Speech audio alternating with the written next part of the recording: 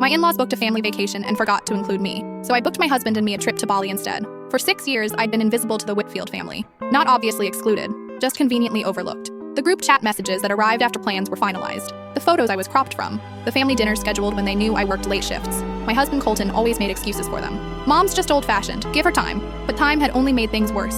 His mother, a retired principal with a smile like a closed door, had decided before our wedding that I wasn't good enough. I came from nothing. A single mother who worked 2 jobs, a childhood spent in apartments with water stains on the ceiling. The Whitfields had generations of doctors and lawyers. I was a dental hygienist. The vacation announcement came during Easter brunch. His mother pulled out a glossy brochure for a beachfront resort in Hawaii. I booked the family villa for July, she announced. 10 days, everyone's room is covered. She handed itineraries to his father, his sister Penelope, her husband Terrence, and their kids. Colton reached for one. "Where's mine?" I asked. His mother blinked at me. "Oh, sweetheart, there were only 5 bedrooms. I assumed you'd understand." The table went silent. Penelope studied her nails. His father cleared his throat. Colton's face reddened, but he said nothing. I smiled. Of course, family comes first. That night, Colton apologized endlessly. "I'll talk to her. I'll fix this."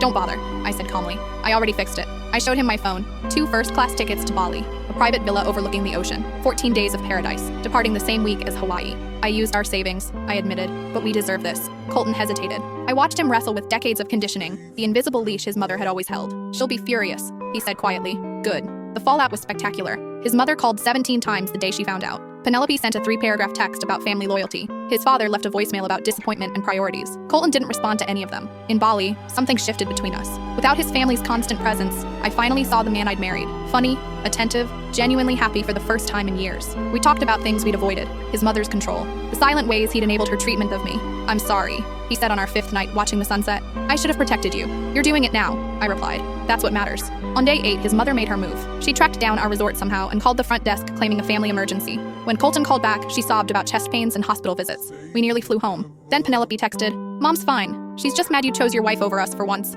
The chest pains were heartburn from stress eating. Colton stared at that message for 10 minutes. When we returned home, bronzed and closer than we'd been in years, his mother demanded a family meeting. She sat at the head of her dining table like a judge preparing sentencing. "You humiliated this family," she said, choosing some tropical fling over tradition. "Tradition," I repeated. "You mean the tradition of excluding me?" Her jaw tightened. "You've always been too sensitive." Colton stood up. I'd never seen him stand up to her before. "Mom, you deliberately left my wife out. You've been doing it for 6 years. It stops now or we stop coming." The silence was deafening. His father looked at his hands. Penelope suddenly found the chandelier fascinating. His mother laughed, a brittle, disbelieving sound. "You'd choose her over your own mother?" "Every single time," Colton said. "She's my family now." We left without dessert. His mother didn't speak to us for 3 months. When she finally called, her voice was different, smaller. "I'd like to try again," she said carefully. "Perhaps dinner. Just the 4 of us." It wasn't an apology. It wasn't enough, but it was a start. Last week, she handed me an itinerary. The family villa in Maui next summer. 6 bedrooms this time.